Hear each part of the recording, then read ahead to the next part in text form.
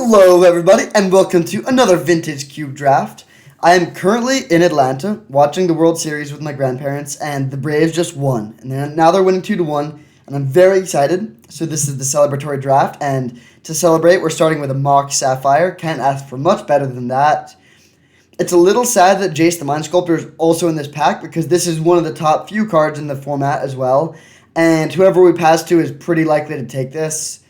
Outside of these two, I would probably take Ragavan. This card is really strong, but Mox Sapphire is just amazing. I would take any Mox there, but Mox Sapphire is almost definitely the best one.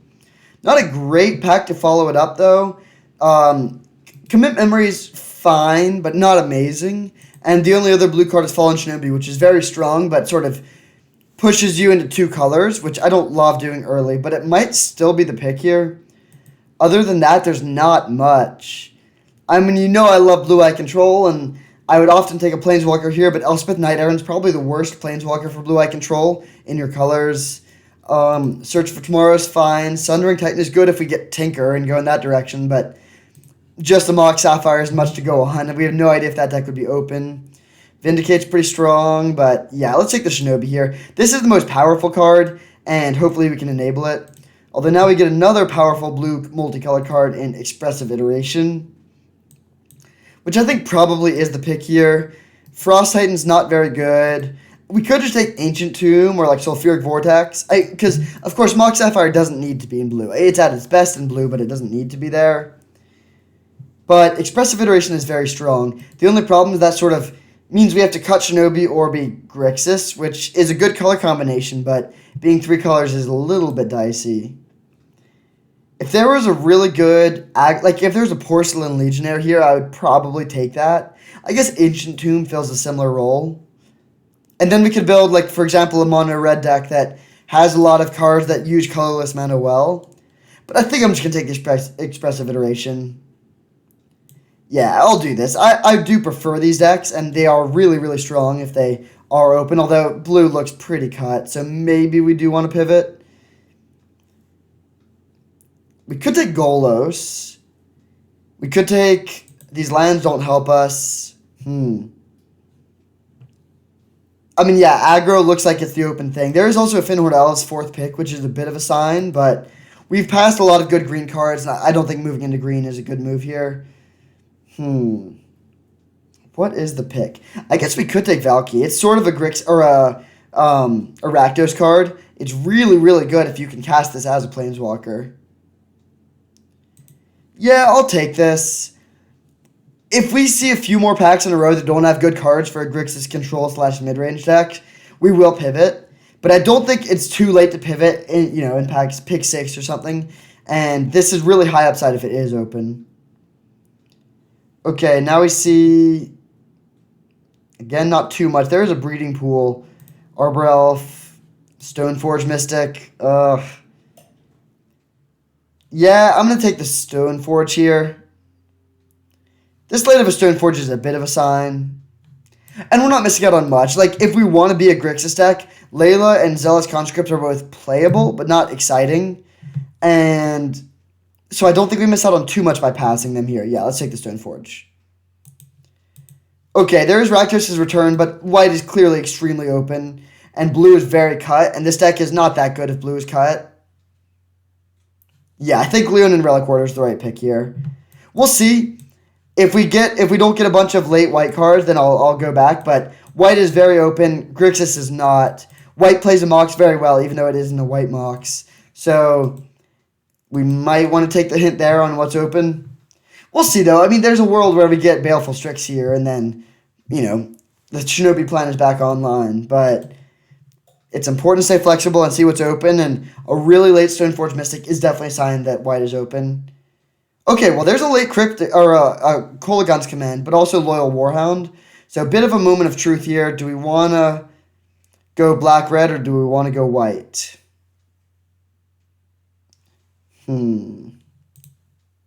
This card is really good.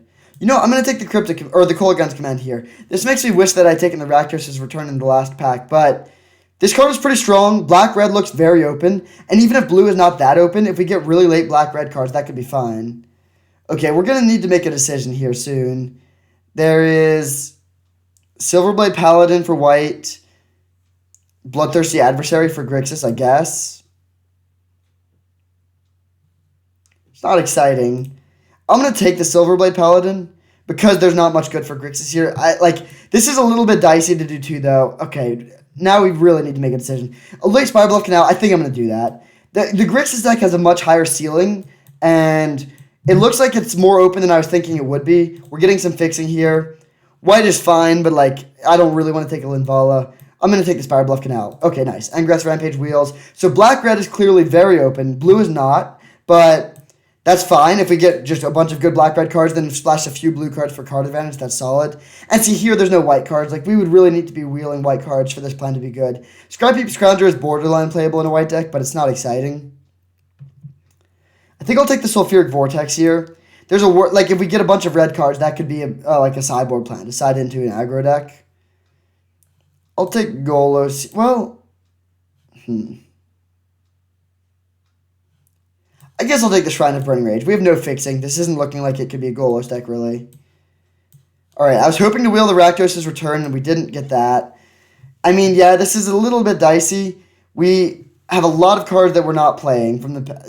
We have 5 real spells plus a Mox from pack 1 and 1 piece of fixing. That's not great because we want to get a bunch of fixing and a bunch more spells, but we have some really powerful cards. Now we can take a Duretti. This card is really strong. I would love to be able to wheel this, but given that someone took Rakdos' Return, I don't think this is too likely because this card is rightfully valued very highly by a lot of people. Gonti, Coalition Relic, Karakas, Urza, Solemn. There's a few other cards we would be happy to wheel here. Avalanche Riders, Repeal, but Duretti is really strong. I'm going to need to prioritize playables really highly, though, here. We didn't get a lot from pack 1. Now we have Polluted Delta, Murderous Rider. Murderous Rider is good, but I think we got to take the Polluted Delta here. This is very, very good fixing. And also, Murderous Rider could come around. I don't think it's super likely, but it's definitely possible. Okay, now we can take a Ponder or a Muldrifter. That is a close call, but I think Ponder is probably going to be better for us. We have a decent amount of card advantage already, although Muldrifter is really strong, but I think Ponder is still worth it. Plus, there's a lot of cards that would make us want to have Ponder. Like if we end up playing Kroxa or Young Pyromancer, Snapcaster Mage, Jace Vryn's Prodigy. There's a lot of cards that make you want to have cheap instants and sorceries. Yeah, we'll go with this and then hope to wheel Infernal Grasp. Arid Mesa. Ooh, Sheldock Isle. Got to take that. This card is very, very good. Shark Typhoon would be solid. Unholy Heat. Arid Mesa could become good. It's not helpful yet, but it probably will be in the end. But Sheldock Isle is just so, so powerful. I'm actually not sure if you can cast Valky off of Sheldock Isle. You might have to cast Tybalt. I'm not sure if you can cast Tybalt. You might have to cast Valky. Not quite sure how that works. If that comes up, it'll be interesting to see how it goes. But regardless of how that goes, Sheldock Isle is just a great card. Card advantage, it ramps you on mana. You can play stuff at instant speed. Just a good card all around. Okay, now we can take a Treasure Cruise. This looks like a very good Treasure Cruise deck. We already have a lot of cheap instants and sorceries. And I think black-red is the most open color combination, or white probably is most open, but black-red is also open. So taking blue card advantage is a high priority. Black and red removal spells, we can probably get on the wheel. We can get them later, but this is the sort of thing that we need to spend high picks on. Sweet. Okay, Scalding Tarn. This is what I'm talking about. If this was a good card advantage spell, we might have to take it, but I think we'll be able to get stuff like Bloodchief's Thirst, maybe on the wheel, maybe we get something else, but I think we got to take the Scalding Tarn here. Ooh, Mind Twist is nice, and Banefire is worse than Mind Twist, but still good. But I think we got to take the Watery Grave here. This helps the mana so much. It makes both of we can find it off of both of these fetches. And Mind Twist is good, but it's much better when you have a lot of fast artifact mana. We do have a Mox Sapphire, but you really want to be playing this with Mana Vault and stuff like that. Cards that let you play this for 3 or 4 in the first couple turns. If you're playing this for 3 on turn 4, it's good against some decks, but it's very slow. And, it's just not, it's good, but over an elite land. I would take this over a Creeping Tar Pit, but a land that we already have 2 fetches that it can find, that's just too good. Well, now we get Spellseeker, which is a great combo with Mind Twist, but good for us either way. It can find some great card draw and Expressive Iteration, card selection and Ponder, or flexible removal and Engrath's Rampage. And now we get Gonti on the wheel. Also Avalanche Riders and Repeal, but I think Gonti is better, especially with the Fallen Shinobi. Yeah, let's take that. This card has really impressed me. Sweet, we get Murderous Rider on the wheel. Very, very good, and potentially a good sign that Bloodchief's Thirst will come around. Okay, there's the Infernal Grasp. Also Bayou. We could splash green. We have Maelstrom Pulse on the board, and then if we got Oko, that would be nice, but I think Infernal Grasp is too good. We actually don't have that much removal, so getting some very flexible removal is nice. I'll take Living Death as a weird board sweeper for some matchups. Next is the Bloodchief's Thirst pack, and we don't have much 1-mana interaction, or we don't have any. We don't have many 1-mana spells at all, so I would love to get a Bloodchief's Thirst here. That would also give us, I guess we already have a way to get Planeswalker removal off of Spellseeker, but it would give us another way to do that. Bummer, I think this was the pack. Well, none of these are playable. I'll take Niv Mizzet in case the mana ends up taking an unexpected turn. Alright, I don't remember exactly what we passed up to get these white cards, but I don't think it was too good. I think this ended up going very well. We currently have 13 spells I'm very enthusiastic about playing. I guess we don't have much in the board. Yeah, we do need to get some more spells. Ooh. The late Grist makes me sort of wish we'd taken the Bayou because that card is really strong. So we need 10 more playables and ideally some more mana. Ooh, well, there's a Soul Ring. This is not the best Soul Ring deck, honestly. Actually, maybe this just isn't the pick. Here's the thing. Look at our deck. Soul Ring does not help us at all with Ponder, Expressive Iteration, or Engrath's Rampage. It helps us minimally with Valky, Infernal Grasp, Cold Gun's Command, Duretti, and Murderous Rider. It is a broken card in general, but this is not a very good deck for it at all. If we didn't take the Soul... I would take an On-Colored Mox, no questions asked. Or a Black Lotus, even. But Soul Ring is just not that good in this deck. It's, in my opinion, the best card in the whole format overall. But it's important to be context-dependent. You can't just snap off a Soul Ring every time you see it. If we don't take the Soul Ring, though, what are we taking?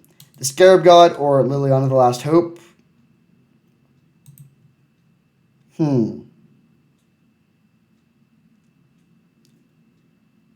I think I'm going to take one of these two, but now I'm deciding which one. Inferno Titan and Force of Negation and Brainstorm are all good too. I think I'm going to take the Scarab God, though. We do need a little bit more at the top of the curve, and this card is really, really good. Okay, now we have Haunted Ridge, but I'm going to hope this wheels. It's not guaranteed because someone did take the Kroxa, or the Rakdos's Return, but I want to take the Miscalculation here. We need some playables, and this is a really, really good piece. We don't have any counterspells, and that's a really good type of interaction I have access to. Now we can take Mox Diamond or even Death Dracolich, but I actually think this is a good Mox Diamond deck. For one, we probably want to play a high land count because we're a little light on playables and we don't have great fixing. Secondly, we have a lot of ways to make up the card disadvantage. And thirdly, it's mana fixing. So this just seems pretty strong all around. Yeah, we'll take the Mox Diamond here. If we didn't take this, we could take even Death Dracolich, which would be fine. Pyroclasm would also be a good sideboard card. Actually, a great sideboard card. But I think Mox Diamond is really good here. Ooh, Demonic Tutor. Okay, also Opposition Agent, but this is solid. This isn't the best Demonic Tutor deck. You generally want to be playing this in a combo deck. But it's not bad here still. I mean, do we need a nice value play for turn 3? Duretti, Kolaghan's Command. Do we need a late game win condition? Scarab God. Do we need card draw? Treasure Cruise. Do we want to have acceleration for our turn 4 Gonti, even Mox Sapphire? I think this card is solid. Ooh, Jite is very good, but we might not have enough creatures to play it. Yeah, we're a little light on creatures for that, I think. I think I'm actually going to take Bone Shredder. Goblin Rabblemaster is another reasonable option. But I do want to have enough creatures to... I think both Fallen Shinobi and the Scarab God are solid on their own, but they become better when you have creatures like Bone Shredder. that have enter the battlefield effects and evasion. That's sort of perfect. Baleful Strix is the poster child of a good Scarab God Fallen Shinobi card, but Bone Shredder is pretty good too, and we're slightly light on removal. If Rebel Master wheels, I'll happily take it, but I think this is going to be a bit better for us.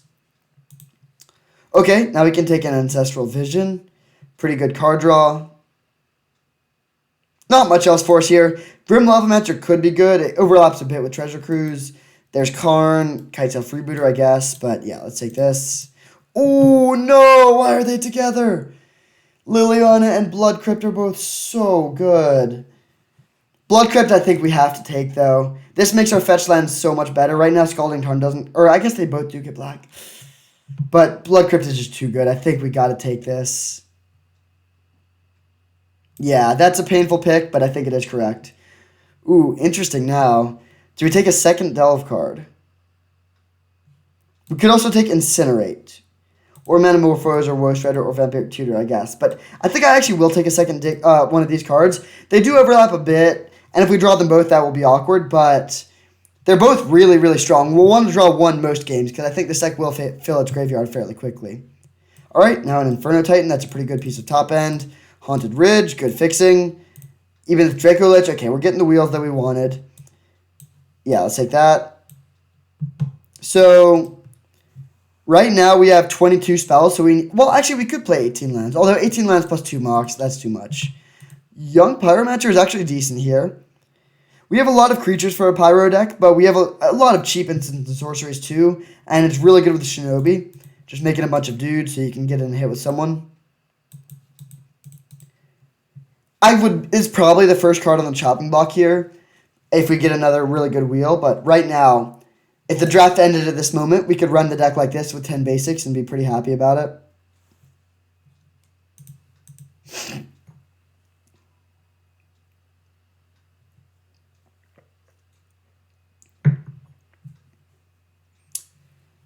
Okay, Wheel of Misfortune is an okay sideboard card. And the others are just unplayable. We could bring this in against a really slow deck that's not pressuring our life total at all.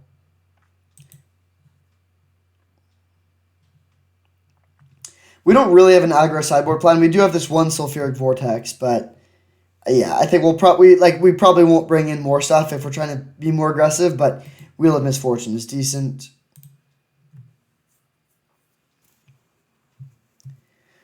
This deck looks strong. It has a pretty low curve, a lack of 1-drops, but a lot of really impactful 2 and 3s. Good mana, some good card advantage. So I think, and then like good win conditions too. Scarab God and Inferno Titan are really good ways to close out the game. Valkyrie is flexible. Demonic Tutor gives us power. Some good some good acceleration. So I think this deck is solid. Not the best Grixis deck ever, but I'm pretty happy to be playing this. So let's see how the mana looks. We have a lot of black cards, 12 black cards, not many red cards, 6 red cards, and 9 blue. So primarily blue-black. We do want to have blue on early, though, especially because of Ancestral Vision, Ponder, and Miscalc. We do have Mox, Sapphire, and Diamond, though. So for black, we have 1, 2, 3, 4, 5, 6, 7, 8, 9, 10. That's okay. I wouldn't mind one more because we have some double black, but that's acceptable. For blue, we have 1, 2, 3, 4, 5, 6, 7, 8, 9, 10, 11. That's good. I feel totally fine about that. And for red, we have 1, 2, 3, 4, 1, 2, 3, 4, 5, 6, 7, 8. That seems fun. Red is a bit of a splash. We do want to play Pyromancer early, and that is some anti-synergy there. But like playing a card that you want to play on turn 2 on your splash color, but that's still a decent amount of red sources. And I think I don't really want to go lower on blue or black. We could probably cut 1 island for 1 mountain, but turn 1 Ancestral is so much better than any other turn Ancestral. And turn 3 Pyromancer is worse than turn 2, but not by as much. So let's run it like this.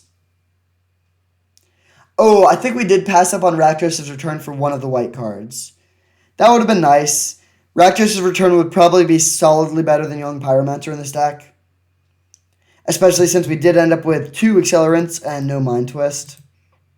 Good thing to get off of Spellseeker too. So maybe I'm a little bit too quick to jump to white. That's a possible criticism of my draft strategy, but I do think this is a really good deck. And I like that we left this option open. There was a moment there where this deck looked really not open, but then we were able to fill it out quite well.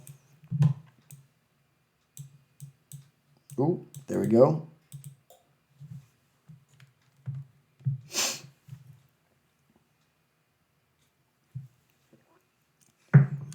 We are a little light on planeswalkers for this sort of deck. I tend to like my Grixis decks to be playing Dak Faden and Ashiok, and I mean we passed 2 Lilianas there. But we can get some good advantage with creatures. We have a surprisingly high creature count for this sort of deck, but they're all value creatures, so I think that's fine. And we have some creature synergies with Scarab God and Fallen Shinobi, so that does incentivize us to have a lot. Given the way this ended up, I sort of wish I had taken the GT, actually. I don't remember what we took over the GT, but that's fine. I do think like we'll have a pretty good matchup against small creature decks anyways, which is where GT really shines. Although we don't have any board sweepers, which we could miss in some matchups, especially against green. All right, Shiva Skunk is our opponent, and we are on the play. This hand is a blue mana away from greatness. I think I'm going to risk it. I don't love it, but if we draw 1 land, we have Kolaghan's Command, which is really good interaction. And Ponder, once we find 1 blue source, Ponder can immediately help us out. I wouldn't fault someone for mulliganing this at all, but, half of our deck is lands. We will see how it goes. Our opponent is on a mulligan to 6. And they're playing blue, okay. Well, of all the spells we could draw, that's one of the better ones because we can cast it. Spirebluff Canal. Never didn't have it. Yeah, let's just play Spellseeker here. Getting Expressive Iteration if it resolves. This is probably getting Ancestral Recall. Oh. Mystical Tutor for Counterspell is a very, very weak line. We could also get Ancestral Vision. No, let's get the Expressive Iteration. This helps us to hit land drops. If we just draw land, we could go for the Shinobi hit. In fact, we probably should. We'll see what they do, though. Just Island Pass. Okay, sweet. Yeah, this is perfect. They're holding up Counterspell, and we can just hit them with Shinobi.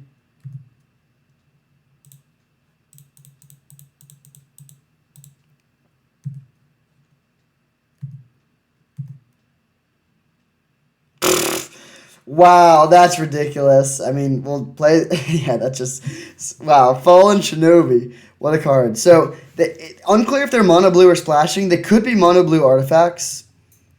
Either way, I would think this is a decent matchup for us. We don't have much of a sideboard, so I think we're just submitting... I mean, actually, Goblin Welder could be a consideration, or Wheel of Misfortune. I don't think I'm going to bring in the Welder. We haven't seen enough of their deck yet, but this is good against Tinker. I mean, I guess it's not good against Tinker for more Battlesphere, but, they play, like, Island, Mana Crypt, Tinker for Blightsteel. Then you just exchange the Blightsteel for the Mana Crypt, and you undo their Tinker, basically. Bone Shredder's probably not great, though. Maybe we want Wheel of Misfortune. Oh, whoops. Wheel of Misfortune over Bone Shredder. Yeah, that seems fine. I think they're unlikely to have that many non-artifact creatures to care about. If we see Urza and Jace Vryn's Prodigy and a couple other cards like that, we can exchange it for Game 3. Okay, keepable hand. Our opponent's mulliganed again. The question is, do we want to lead on Blood Crypt or Shelldock Isle? And I think the answer is Blood Crypt here. I would like to have turn 2 Ungrass Rampage available, and we have enough lands that we should be able to find a time to sequence the Shelldock Isle later. If we only had 3 lands, then I think I would play the Shelldock on turn 1, but with 5, I think it's fine to just play Blood Crypt. Okay, especially given that we know we'll have an Ungrass Rampage target on turn 2. Looks like our opponent is holding up Counterspell, so if they just hold up mana again, I might just play the Shelldock. Yeah, I think it's like almost guaranteed that they have Counterspell. Otherwise, they wouldn't have played Mox Diamond on 1. Although, maybe this is fine. We go land, Ungrass Rampage, and Artifact. They counter it. Untap, they play Jace. But then we untap and play Murderous Rider. And then they have no Counterspell for our next play. Yeah, I think that's a good exchange for us. So we'll just do this. Target player sacrifice an artifact. We know this is getting countered, or we don't know it, but we think it's likely. But I'm okay with that. And then if it does resolve, that's good too. Oh, I guess it does resolve, sure. Clean 2 for 1. That traded with both their island and their Mox, and they're on a mulligan. Oh, wow. Even took them off of Tolarian Academy. That's great. I'm still going to play this and not play Shelldock Isle because, again, I just think we're going to have time to get the Shelldock down later. Right now, there's some value because they might play a card we want a Murderous Rider. Wow, not even land. All right. Well, now we'll go Island Gonti. They've counter, they've counter. Well, that's not great. Inkwell Leviathan is not going to be castable for a very long time. We could take it out of their deck to make their Tinkers worse, but I think I'd rather just take the Jite. We're a little bit light on spells, so if we were like way ahead on board and had a great hand, I would just take the Inkwell Leviathan out of their deck. But in this situation, we actually do need the extra help. This looks like a Shark Typhoon. Oh, Walking Ballista, sure. We'll play and equip the Jite, and then they'll just have to chump block. And now we can get our Shelldock down with no cost.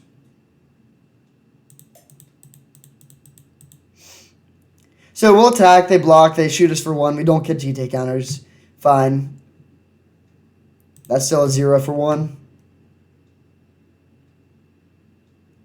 And it takes them off of a mana, which is actually really relevant. They probably would have just taken this if we didn't, or they definitely would have taken this if we didn't sort of force them to block. All right, Shelldock, what you got? Not bad. We'll take a Treasure Cruise. I am a little sad not to be drawing those cards. So given that we just put 3 really good cards at the bottom of our library, I'm going to play Scalding Tarn immediately because we want to shuffle those back in. Valky. We're going to wait 1 turn to play that so that we can play it on the 7-drop side. Oh, they just concede. All right. Well, pretty uneventful match, all things considered, against Mono Blue Artifacts there. 2 minutes and 3 minutes. Fallen Shinobi won game 1, and Mana Screw won game 2. Although we had a good draw. I think we could have beaten a decent draw from them as well.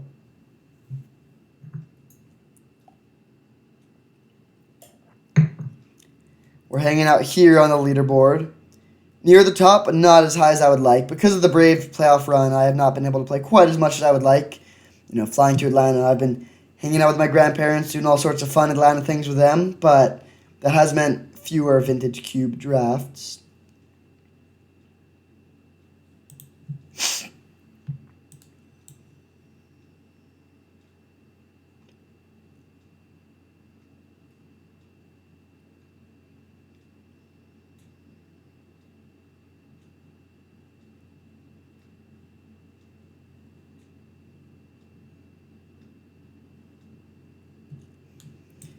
Our opponent is terrified. They don't want to face Valky. They really don't want to face the Dracolich.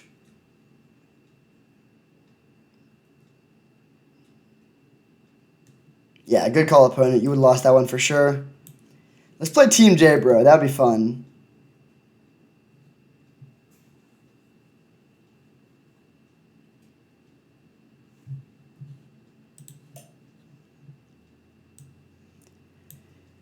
This deck is good. The things that separate it from greatness, if we could replace one of our Delve spells and Even Death Dracolich with 2 3-mana planeswalkers, ideally Ashiok and Dakfaden, then this deck would become very, very good. Maybe also, I mean, replacing Mox Diamond with the better Mox would be good too, and replacing Ancestral with the other Ancestral.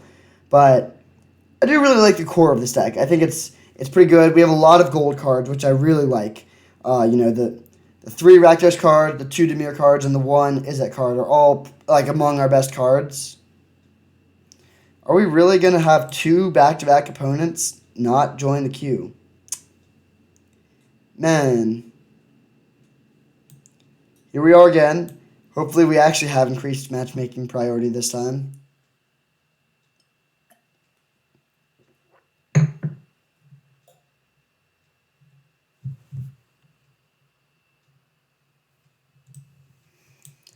This deck's best draw is probably...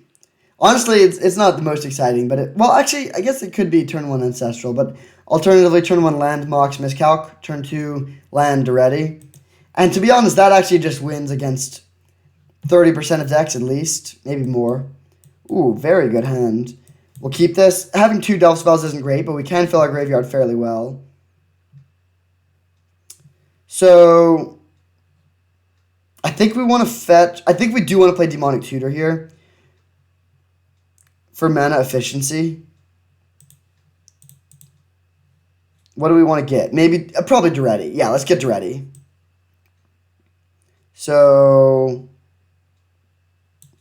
we're definitely getting black. I think we want second blue more than second red. Oh, we could actually... oh, no. I was going to say we could get Ancestral Vision, but we can't suspend it this turn. So, I think we do just want to get... well, yeah, let's get Duretti.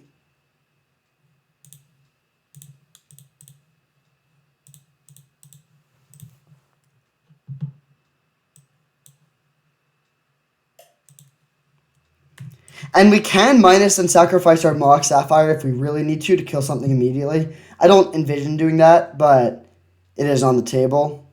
Like, if they played Rofellos, I probably would do that.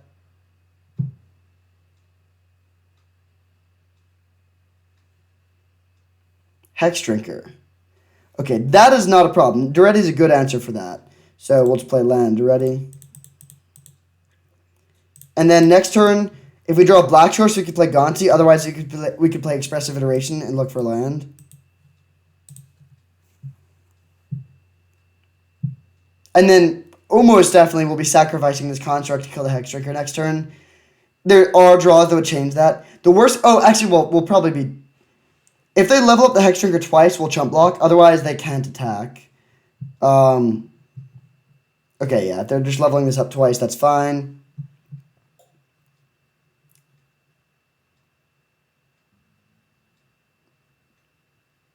Questing Beast would have been the worst case scenario there, but luckily they didn't have it.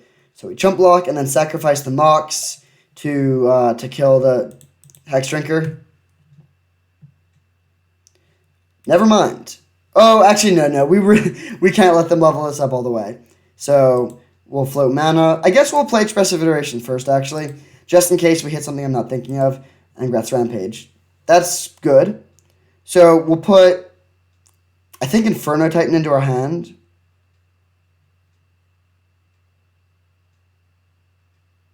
Yeah. Spellseeker on the bottom, exile Angrath's Rampage. I was sort of hoping to hit a land there, but this works too. So we'll sacrifice an artifact to destroy this. Sacrifice this. Play Mountain. And make them sacrifice a creature. And this really puts them down on resources. And now our Delve spells are looking great. We can already play Treasure Cruise for pretty cheap. I still think we're playing Gonti next turn, probably. But we'll see what they do.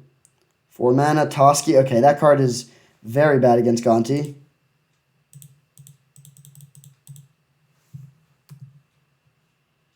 Alright. Ooh, Soul Ring. Yeah, let's take Soul Ring. Thragtusk would be decent too, but we have a lot of card draw, so I think we can use the mana from Soul Ring very well. If we draw land, we could just play Inferno Titan next turn. We are a bit constrained on blue mana, so hopefully the Treasure Cruise can find us some blue. Nissa, okay, don't care about that.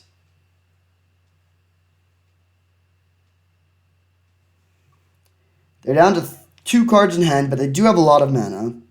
This comes in, we block. Bone Shredder. Okay, let's play the Treasure Cruise. So we'll go Soul Ring, Treasure Cruise. Do we want to tap all of our... No, I want to leave 1 mana available and hope to draw a blue source for the miscalc. So we'll go that.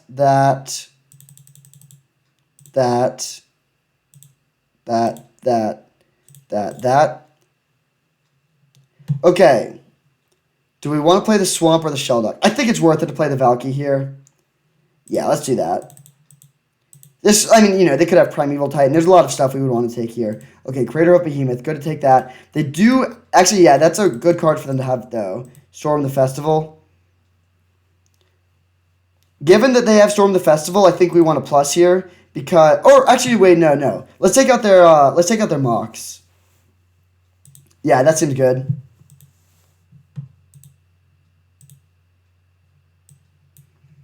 And then we will pass. I guess they could attack with both here. And then we would need to trade the Valky with the Nissa. Okay, they did hit their land for the Storm of the Festival. We'll see what they hit off of that. They could just get a land. If they put a land into play, the Nissa will flip, which would be annoying. Okay, just a bunch of mana. That's really good for us. If they attack with the Nissa, do we trade the Valky? I think so. Hopefully they don't attack with it, but they almost definitely will. Okay, wow. Yeah, bad attack there. They should have sent this as well. So, let's play Inferno Titan. Yeah, I mean, this is a great situation for us. We play Inferno Titan, kill. Okay, there we go. So, playing against Mono Green. Their deck looks decent. And we have no sideboard for this matchup, so let's just hope we draw well and they stumble a bit again. I'm going to quickly refill my water.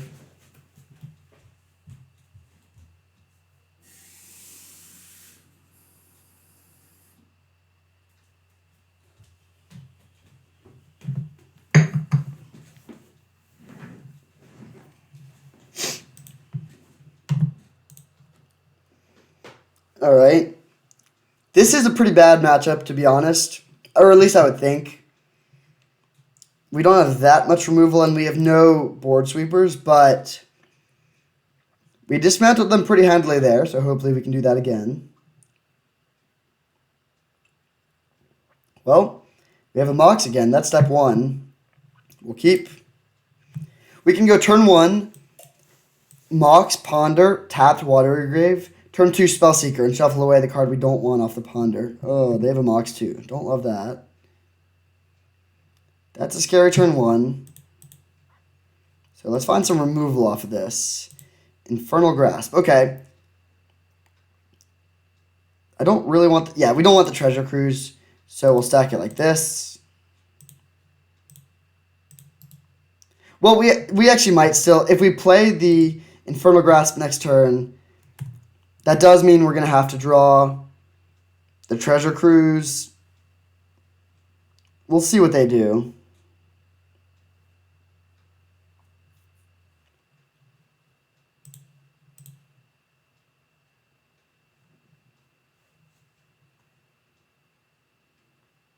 I wish we had a 1-mana burn spell to search for with Spellseeker.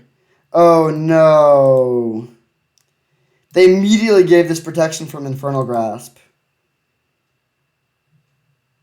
Yeah, I think we just lose to this, to be honest. We'll play Spellseeker.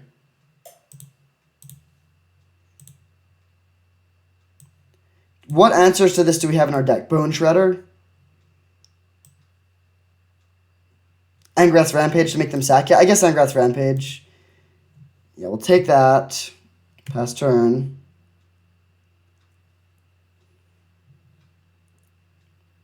So if we draw land... we're okay, but we have to draw land here. We could Infernal... we have to draw a black land specifically. Oh, no, please don't... no, don't have another one. Okay, Rift Sower, sure. So if we draw a black land, we're okay.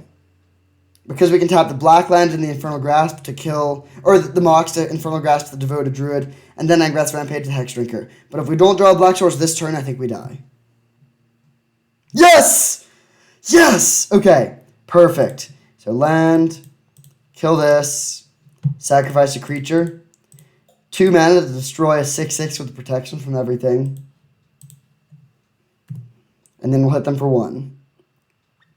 And now we're in a great spot because they only have 2 cards in hand. They don't have that much mana. We can play Expressive Iteration to find more land drops, and then once we get to Inferno Titan, that'll slam the door shut very quickly. Refellos, okay, that is actually very scary. That was a good 2 cards for them to have. So let's play Expressive Iteration.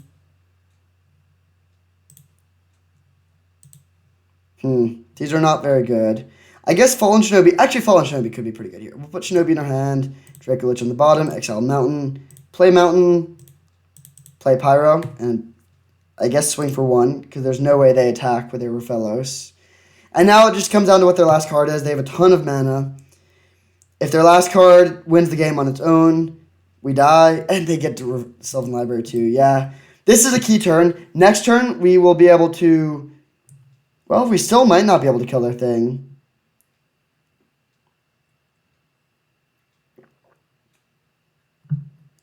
4 mana. Don't tap your fellows, please. I said don't do that. Crater of Behemoth is not lethal here. It would be 8 points of plum. Oh, no, it is lethal. It is.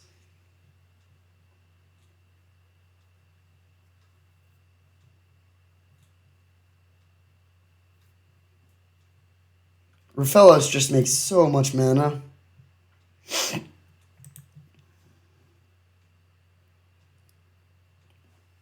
Rats. So that's 14 points of damage. We can only prevent 1, so we die. Wow, that was a good game draw from the opponent. They won on turn 5 through multiple removal spells. Alright, so game 3. Still nothing changes. We win that game on the play for sure. So hopefully, if both players have the same draw, I feel good about it.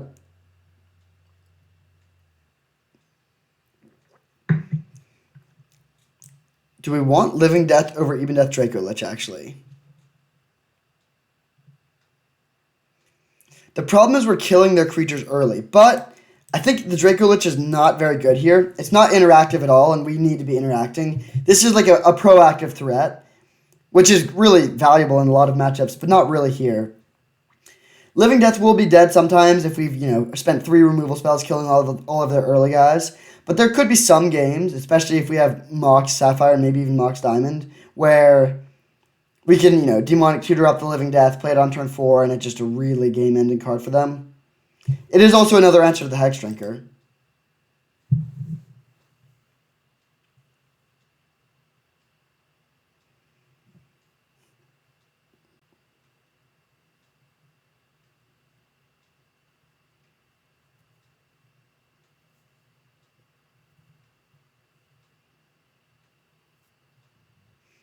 Oh, now I know what the best sickest draw is for this deck. Turn 1, Mox Sapphire, Mox Diamond, Expressive Iteration, hitting land Ancestral, and then play the land, suspend Ancestral.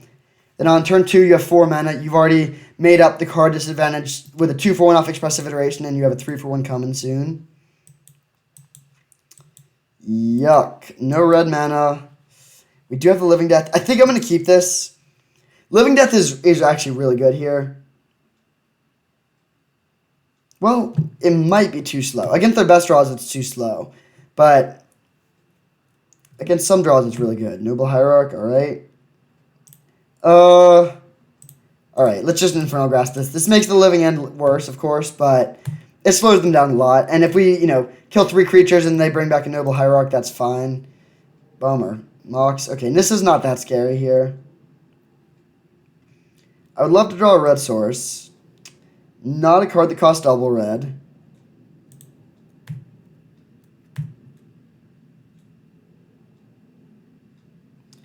Oof. Alright, that is bad. We still, if we draw a red source, we can, actually, yeah, that's not that bad if we draw a red source, but we have to draw a red source. Another blue source, brutal.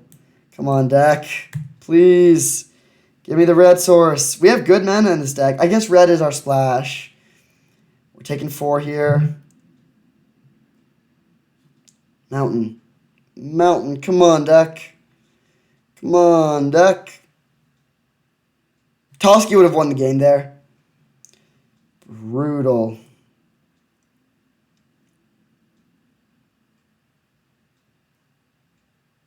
I think I'm going to wait one more turn. I don't like it, but this is still not flipping. And it means that it'll be a little bit longer before that. Yeah, this just sucks. Dying to not having enough fixing. We picked fixing somewhat highly, but I guess not highly enough. It's also possible we're just supposed to ship that hand. That Living Death would have been a Dracolich, which would not have been that. I guess it could have killed the Garrick, but we would have died to this board. Sylvan Library, good card for them to have here. Yet another Swamp. Absolutely brutal. We'll sweep their board, but it's way too late. Because now they get back the Noble. They can make another thing with the Garrick. They have a lot of mana. And we just can't cast any spells here. If we drew back-to-back red sources, I think we would be okay.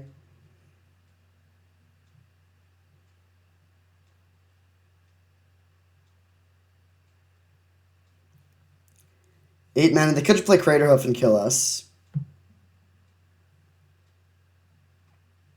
Okay, I don't think there's anything in our deck that beats this.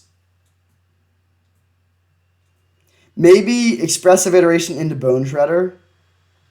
Yeah, we draw back-to-back mountains and do it that way. That would work, I think. We take one. Okay, well. So let's go Expressive Iteration. We need to find Bone Shredder here. There's the Bone Shredder. So we'll put Valkyrie into our hand, this on the bottom, exile this. Play the Bone Shredder to kill the Hex Drinker. Play Valkyrie.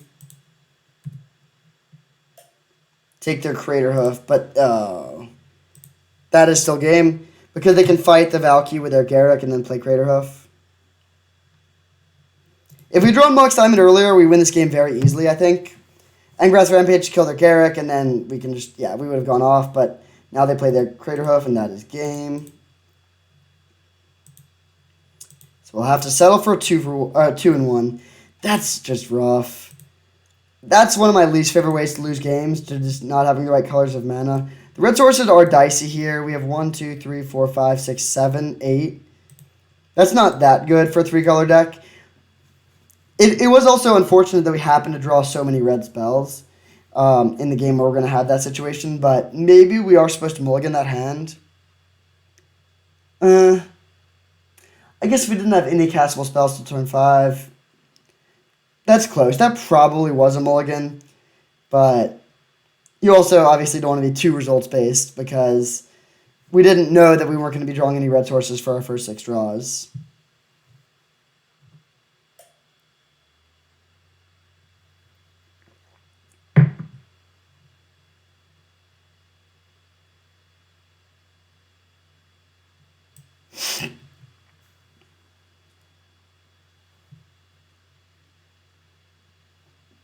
There was that other situation in game 2 where we needed to swap or draw the swamp, and we did. But that was also another situation where the mana fixing was bad, and we needed to get a lucky top deck. So we really are suffering from this mana base, which is sad because we have a decent mana base. Like, we do have 2 fetches. We have 2 fetches, 2 shocks, and 2 other types of duels.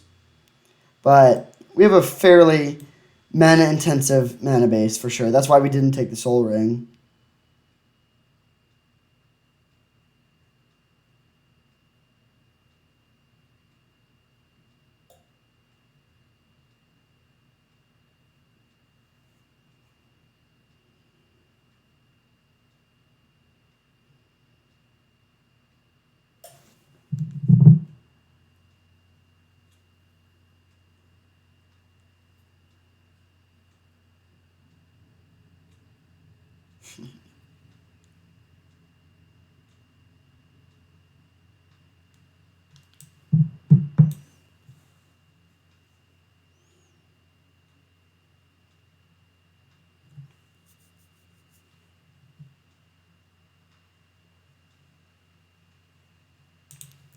Alright, we have our opponent for round 3 for the finals.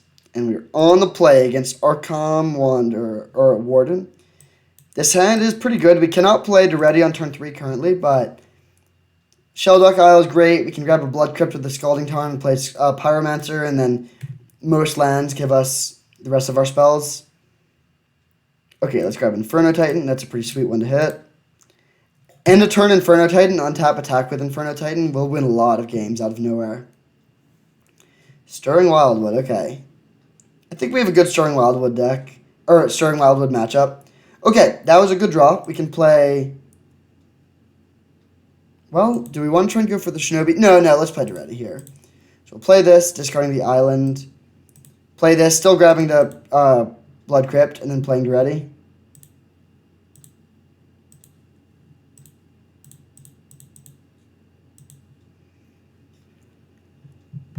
And this is going to be really, really good against most green-white decks.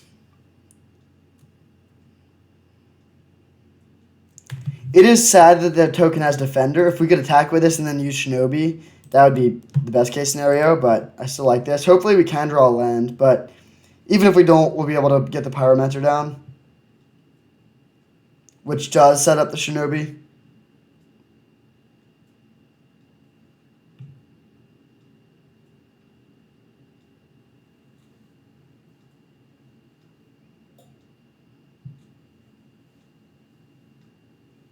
Swamp. Okay, Golgari Signet. So we can kill that with the Duretti. Valky, well, we're going to save that. Just kill this turn and then play the Pyro. Actually, no, let's play the Valky because we're probably planning on ninjutsuing whatever our first play is. And this could mess up their hand and slow them down if they have like a value creature they would want to play. Oh, wow. Okay. They can Mind Twist us for 3 to take out our hand here. That's actually really bad. They could also play Coercive Portal, which would be significantly less bad. Yeah, bummer. Alright. Well, we have no hand. They have nothing going either, but that's not good. That'll be a good draw if we can cast it, but, oh, man. Mind Twist is a hell of a card. We could potentially get to Ultimate on Duretti to get 3 Golgari Signets and ramp that way. That's actually a pretty reasonable plan here, I think. Or if they play Coercive Portal, we could get 3 Coercive Portals. Okay, they play Sylvan Library, playing around the Duretti. Land, nice. We'll hit for 2 and pass. We're a long way away from getting our Shellduck Isle online, unfortunately.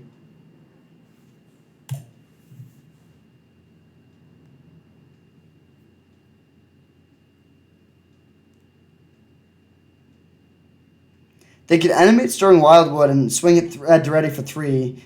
But if that's their best play, that's not very scary at all. We'll just jump block, and we have plenty more of these construct tokens. They pay no life. Interesting. Play planes. 5 mana. Acidic Slime to kill the Shelldock. Sure. I mean, that's bad, but it's not... Like, Duretti is our plan here.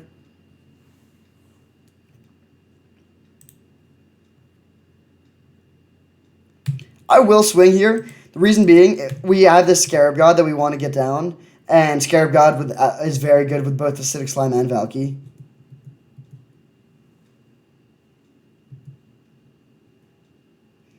So the question is, do we want to crack this Polluted Delta for a Watery Grave end of turn, or just untap? I think the answer is just actually untap, because I kind of do want to draw a land, and... We just grab a basic island with Polluted Delta. I don't think we need more black sources in this situation. There's the Marsh Flats. Hopefully they just play the Coercive Portal, but it looks like they're not. Elspeth. Okay, that is really bad. That actually probably just wins the game on the spot. Swamp, okay.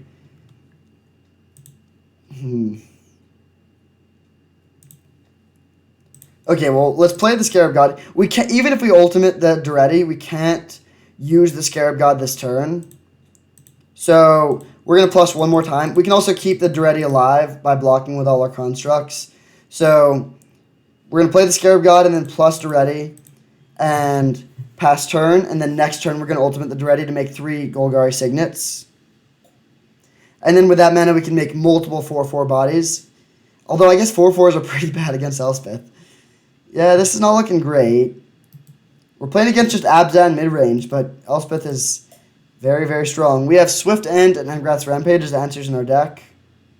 Or the Inferno Titan that is now exiled.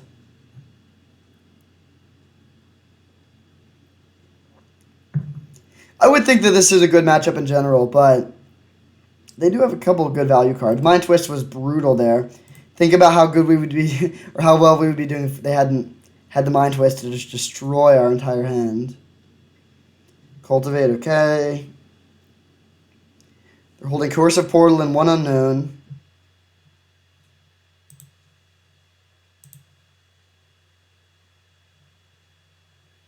So I think we're going to go for the upkeep. Upkeep Acidic Slime. Destroying Stirring Wildwood.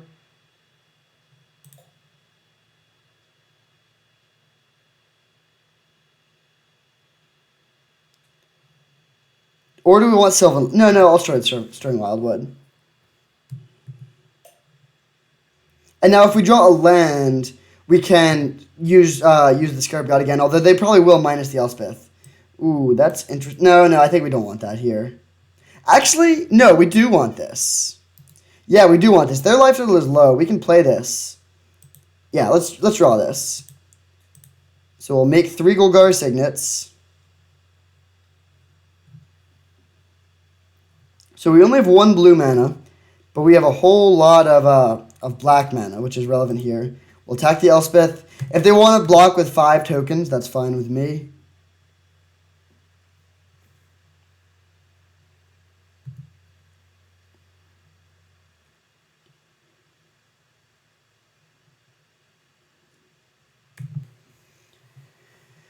So the question is, do we want to send our 5, like, assuming we are able to do what we want to do we want to send our 5 damage at them or at Elspeth? We can actually come very close to killing them. We could hit them down to 3, and then... Oh, this is a zombie! Wait, this says... Yeah, this being a zombie is very, very clutch here, because it means we can hit them for 3, and then have 3 zombies in play for this ability, and hit them for the last 3 points of damage for lethal. So... unless they have a way to block a flyer, or... I guess if they minus the Elspeth, then they would also be okay. But then I think we could beat them in the long game, because they minus the Elspeth.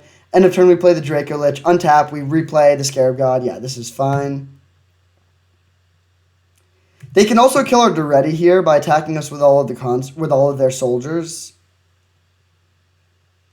I think I'll just trade off 4 tokens for 4 soldiers.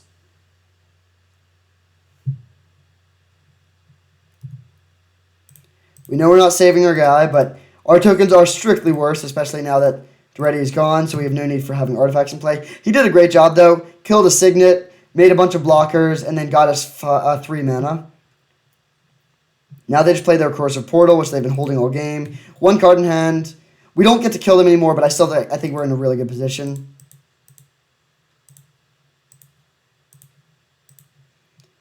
Dracolich for the win! I mean, not for the win, but for the good position.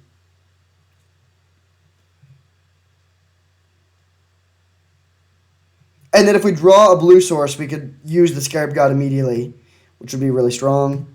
Land. Okay, not bad. Do we want to play the Scarab God or Gonti? Part of me actually wants to play Gonti. Let's start by attacking the Elspeth.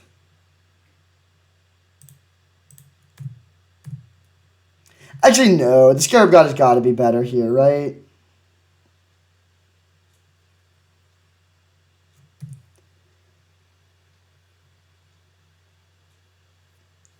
It gives us the opportunity to make 2 4/4s next turn. Although, it would be so much better to be able to use it immediately. No, I actually am going to play the Gonti here. I really want to be able to use my mana efficiently. And Gonti is a really, really good card. It blocks well. It puts pressure on them. And, maybe, that's really close. I'm not sure what the best play is here. We get sort of rewarded, though, because both of these look really good.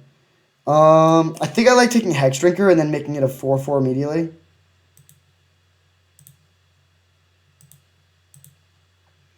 I don't need to make the correct mana, but I'm going to do it anyways.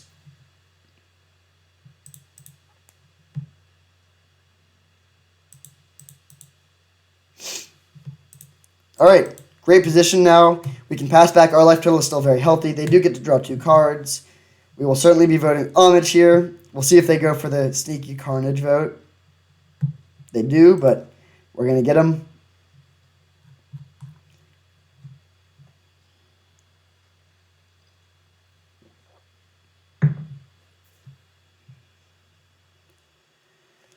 So they need a lot here to be able to win. We can make the Hex Drinker into a 6/6 next turn if they don't kill it. Even if they do kill it, we have this even if Dracolich hitting them for 5 in the air. And if we draw land, we could even play Scarab God and then make an instant speed Valky in their draw step and make sure they don't have any scary creatures.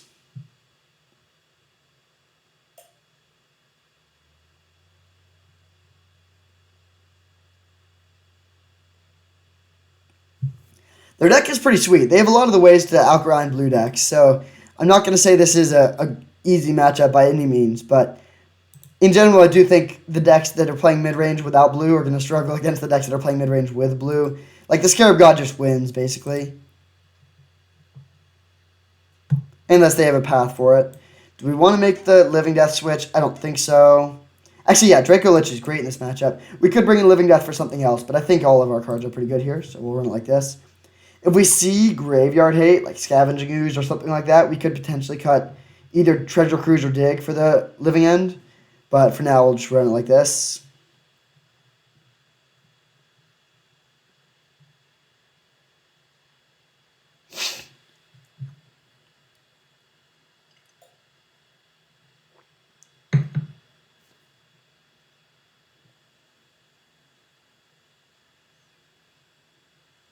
Mox Diamond was unrated very, very good there. Playing Duretti on turn 2 slowed them down a lot.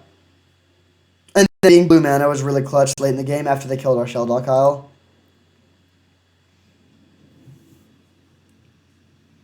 That was also the first time I've used Duretti to make 3 signets that I can remember. And it was really important there. Those signets won us the game. Or I guess I should say the signets enabled Dracolich, which won us the game. This was very, very good as a 5-power evasive instant speed attacker.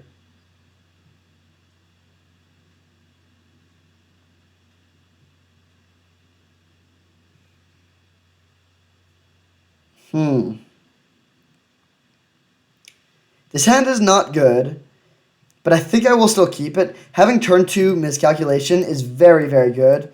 And we have all our colors. If we top deck like 4 lands in a row, yeah, we'll lose. Or if they have turn 1 Hex Drinker. Oh, please don't have turn 1 Hex Drinker. We have answers in our deck, but not in our hand. Suspend a Rift Sower. Nice. Okay, very, very happy to see that.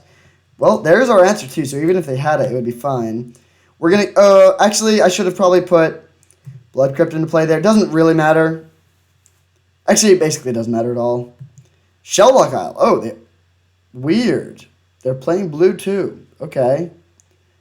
We saw a lot of their deck without seeing any blue cards before. That was a pretty good draw. We have lots of lands to get there. I mean, it won't be relevant for a while, but the game is going to go long, and Inferno Titan will be castable not that long from now, and it'll be good then.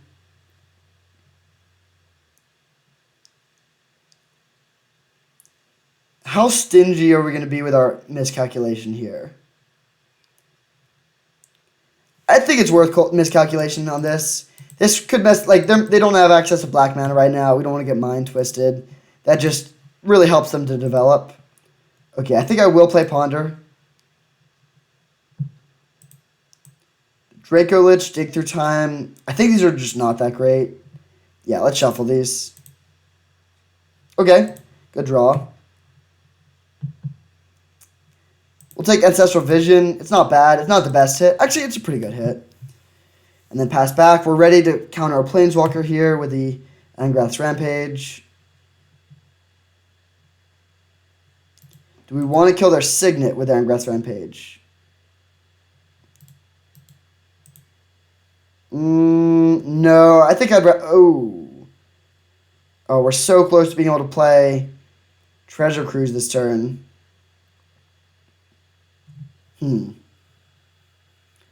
Okay, pros and cons of playing Angrath's Rampage here.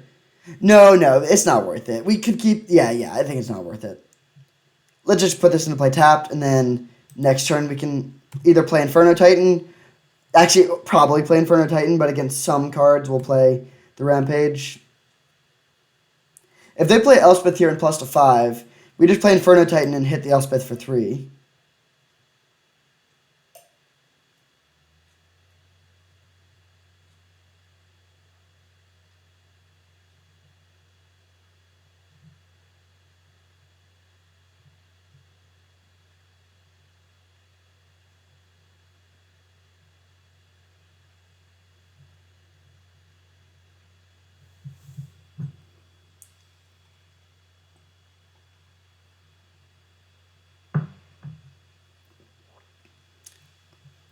They could have a Mind Twist, actually. That's not something I considered. I really, really, really, really hope they don't have that. Worn Power Stone. Jeez, they have a lot of mana. Okay, let's just play Inferno Titan here, I think.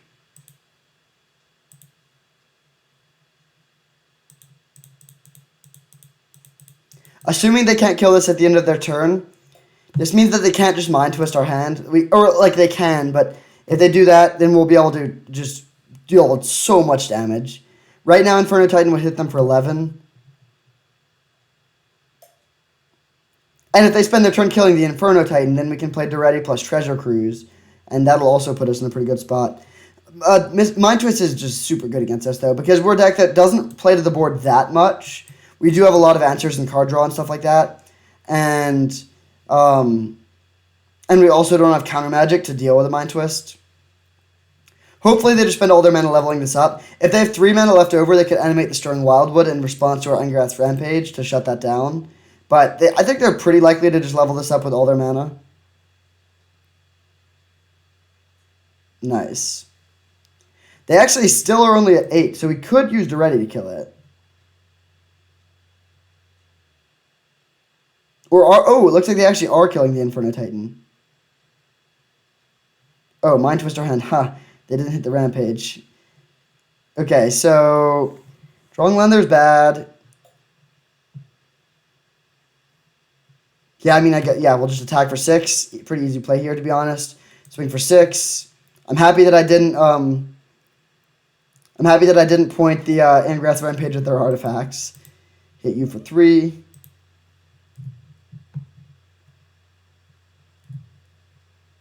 If they want to chump block, that's fine, but they're not going to. Now we'll pump this up 1 time, but leave our other red mana. Target player sacrifices a creature.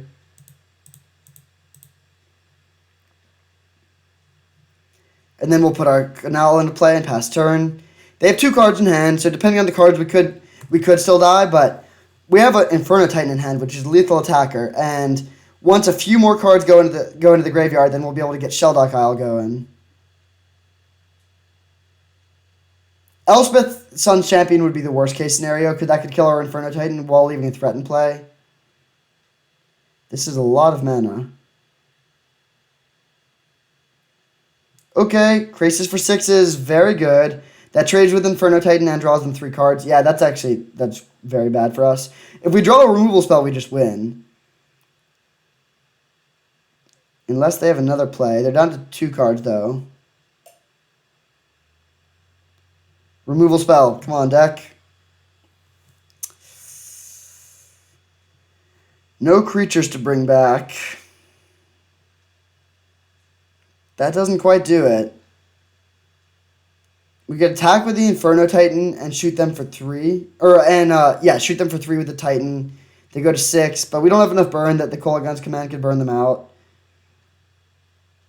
I think we just pass here. Don't love it, but I think that is the move.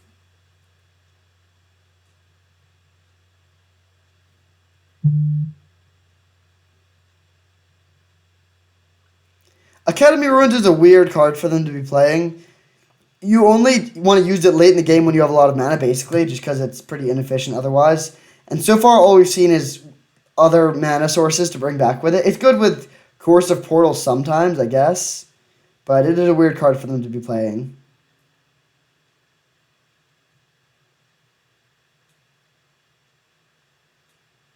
Court of Bounty. Okay.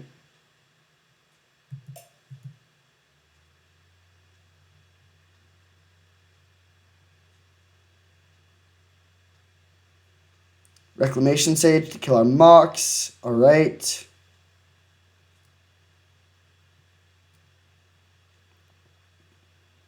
So I'm debating how I want to use this Kolaghan's Command, / if I want to use it. I think I will use it to make them discard their last card and kill the Mox Diamond, because Mox Diamond gives them double blue. If we kill the Mox Diamond, they can no longer use their Shelldock Isle. And there's no reason to do it now, because we can play around Mana Leak either way. And then if we draw a removal spell, we still win, because we can attack and kill the Reclamation Sage. So I'm going to take out their last card. Target player discards a card. Oh, actually, no. Oh, I messed up last turn. Yeah, we needed to attack with the Inferno Titan and then just bring back the Inferno Titan with the Kolaghan's Command. I don't know why I didn't think of that. Let's do that now. We'll attack for 3. Or for 6, and they'll trade.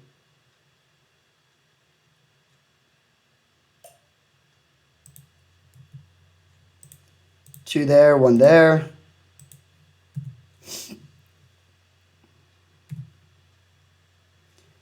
And then they'll block. No trample, so there's no point in pumping. Then we'll just play Island Pass. Actually, no, I do want to kill their Mox Diamond here. Yeah, I do want to do that. So we'll go Island, Kolaghan's command to return target creature and destroy target artifact.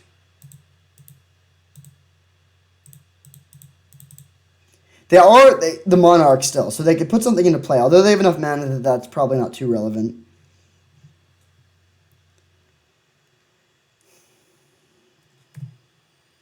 So we have Inferno Titan in hand, which is pretty good. Our opponent's at 7, but they are the Monarch, and they have a lot of mana.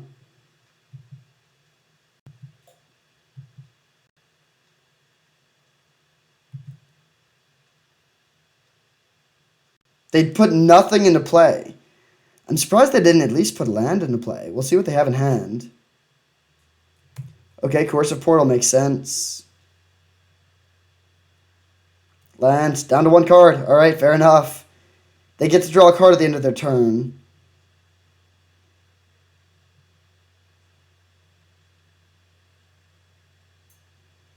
The Verdant Catacombs may or may not be able to get blue. We don't know that yet. That is pretty important, though, for the outcome of this game. In case they have counterspell, this is a very, very strange deck counterspell. Just in case, there's no reason not to play this in response. Oh no, getting a little lag here. Come on, computer.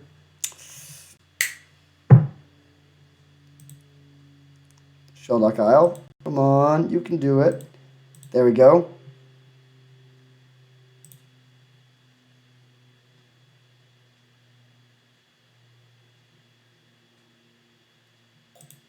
Ancestral Recall targeting me.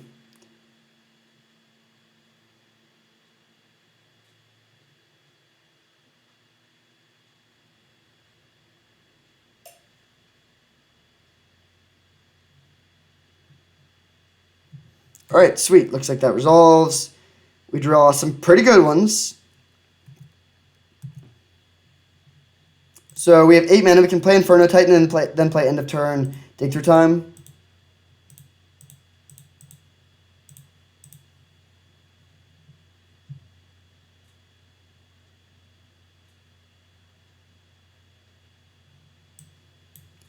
And in terms of demonic tutor targets, probably the Scarab God is going to be what we want to go with. But we're going to play Dig Through Time this turn. And we're going to double away 6 cards, leaving 3, and then putting an extra 1 into the graveyard with the Dig Through Time, so 4. So Treasure Cruise is actually still looking decent. Whoa. Okay, they really want their Shelldock Isle. Fair enough. We don't have any ways to interact with it. So they must have land plus... Or yeah, they just have a land and then some other card that's not that relevant in their hand, and they want to get the Shelldock active. They don't put anything... Oh yeah, I guess they can't put the Mox into play. Fair. Vote Homage. I actually would vote Carnage if they wanted to vote Carnage here, but they do not. Actually, maybe not with them being the Monarch. Maybe we do need this Inferno Titan in play. So they play their Mox. Oh, if they have Fractured Identity, that would be brutal. They're down to 1 card in hand, but they have Shelldock. Moment of Truth. What is it? We have Demonic Tutor, so we can find an answer to most things. Okay, Banishing Light is honestly fine. We don't have a way to directly deal with it that I can think of, but... That doesn't do anything proactive. We still have time to find answers with the rest of our cards. Hopefully they're just attacking with Stirring Wildwood here. Sweet, okay. Our left is high, we can take a hit. What do we want to leave in the... Oh, Treasure Cruise is already gone, so leaving cards in the graveyard is pretty much irrelevant. I don't think we have anything that uses the graveyard. Do they have anything that could use our graveyard? They're not playing red, so they wouldn't have Direfleet Daredevil. They could have Reanimate, but we don't have any stuff for that. So I don't think it matters, basically, at all.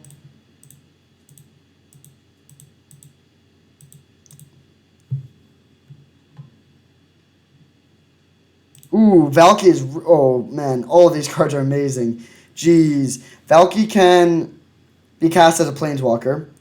We could cast the Scarab God and make a Reclamation Sage to blow up. Oh, wait. Do we have enough mana for that? 1, 2, 3, 4, 5, 6, 7, 8, 9. Beautiful. So we definitely want the Scarab God. And then I think I'll take the Dracolich. Yeah, Dracolich seems pretty good in this situation. But we do actually want to stack at the bottom of our... yeah, these cards are all so good. Wow. So yeah, we're going to play the Scarab God and make a Reclamation Sage to kill the Banishing Light.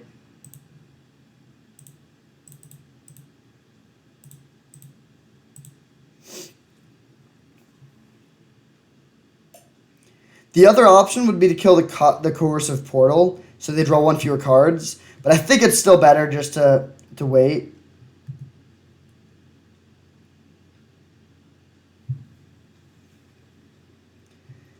And then there's even some corner case scenarios where we would want to just play Dracolich end of turn. But getting end of turn Inferno Titan when they're at 4 is probably going to be correct. Like, we can put them down to 1 immediately. Okay, they put Nissa into play. I don't care about this.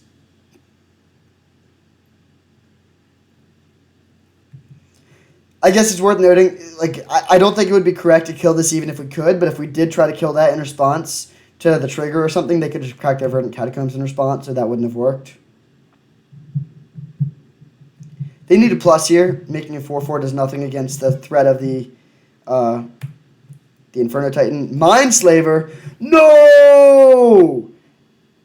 Actually, can that do it? Probably not.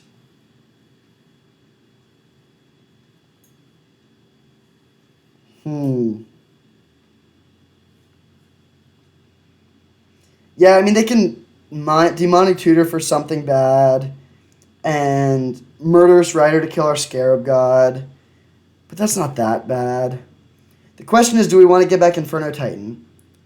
Obviously, they can deal 3 damage to whatever they want to if they do that, but I think it's still worth it to do so.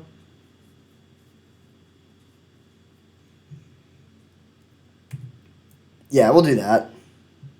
Oh, wait, they're just dead, actually. Oh, no, yeah, they're not dead. They would be dead. They need to make sure to Murderous Rider to kill the Reclamation Sage, or the Reclamation Sage in our upkeep. Because the Inferno Titan will put them to 1, and then the Scarab God trigger would put them to 0. But if they're killing that, then we're likely going to be able to untap with the Scarab God. And we don't have any cards like Toxic Deluge in our deck. They would win immediately. So destroy this, and put our opponent straight to 1.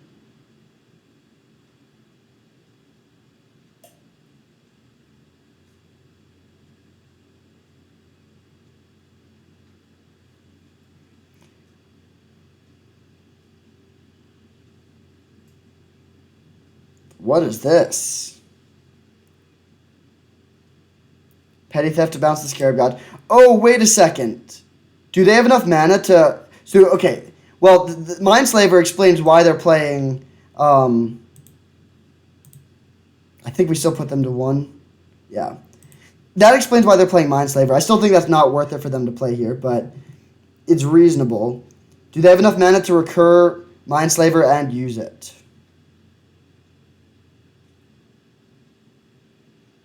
Yeah, it looks like they do, actually. We might just be Mindslaver locked here. That 2, 4, 5, 6, 7, 8, 9, 10, 11, 12, 13, 14, 15. They can Demonic Tutor.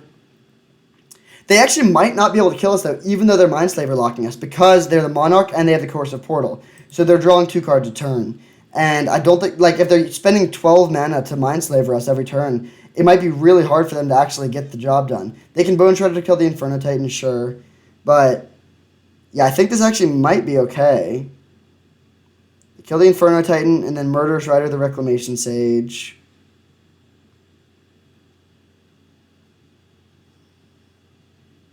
I mean, that's good. That's a good turn.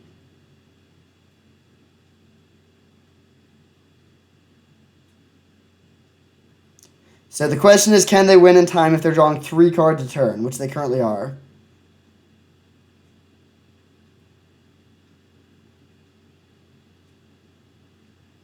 If we can ever take a turn, we win instantly, because we can play the Scarab God and make an Inferno Titan. But the question is, will we be able to get another turn that we control? And the answer is probably no.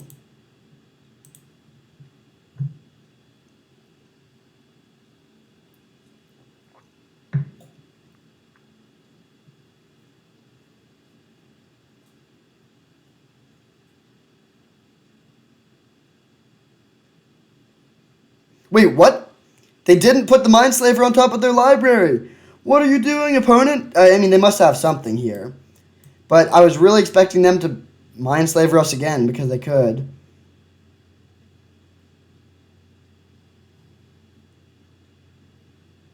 Very, very strange.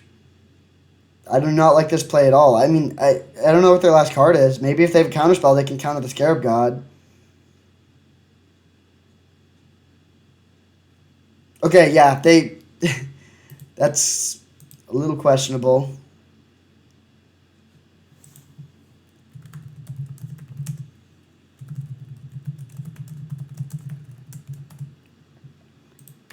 So this dies, but then we just win unless there's something very strange I'm not thinking of.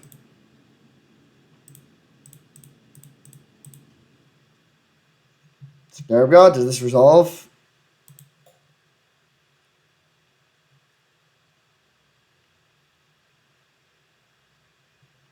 Okay. Do we want to go for the... Yeah, I'm just going to pass.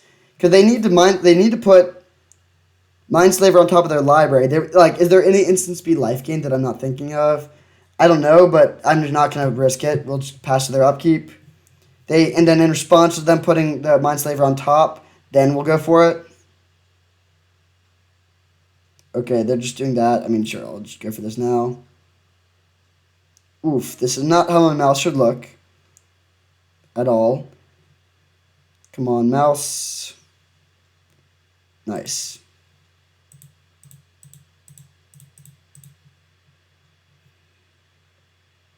Alright. Okay, there we go. Strange play. I think we probably win even if they do Mindslaver lock us there. Well, no. They probably could have won if they Mindslaver locked us. With an Elspeth in hand. It would have been close. They probably could have done it. They wouldn't have been able to play Elspeth if they were spending all their mana playing Mindslaver. But, yeah, it would have been interesting. Either way, I mean, they would have not had time to win Game 3, even if they could win that one. But we do secure the 2-1, so no trophy, but still a good lead. Hopefully my computer can rally enough for us to pull up the deck list. Alright, first click didn't work. Oh, there we go. The best possible record to go 2-1. We won one game in the match we lost, and we lost 0 games in the matches we won. So this was our deck, and it was pretty sweet. Just a good Grixis deck. We had 2 Moxen, which helped to accelerate us. Some really powerful gold cards, good interaction. We relied on counter magic, but that ended up being okay. We had great card draw with Treasure Cruise and Dig Through Time, and then the Scarab God and the Inferno Titan were able to close out the game really quickly. Even at Dracolich had one time, a moment of glory where it was able to kill an Elspeth very effectively. Young Pyromancer was just bad. We never used that. Valkyrie we never really used either. And we also, I guess Shinobi won us the first game immediately, and then we never drew it again. But, yeah, this was just a sweet deck. Very powerful. I'm not surprised that it had a winning record. I'm also not surprised it didn't trophy. It's not broken. It would really, like, one Ancestral Recall or, like, 2 more Planeswalkers could have made it broken. Or even just better mana, honestly. Like 1 Manland and 2 more fetches. But it was a really good deck and a lot of fun. I love these sort of interactive decks where you have a lot of options and a lot of colors, and you just get to play a sweet, mid-rangey, grindy game plan. So, thank you for watching. I hope you enjoyed, and I'll see you next time.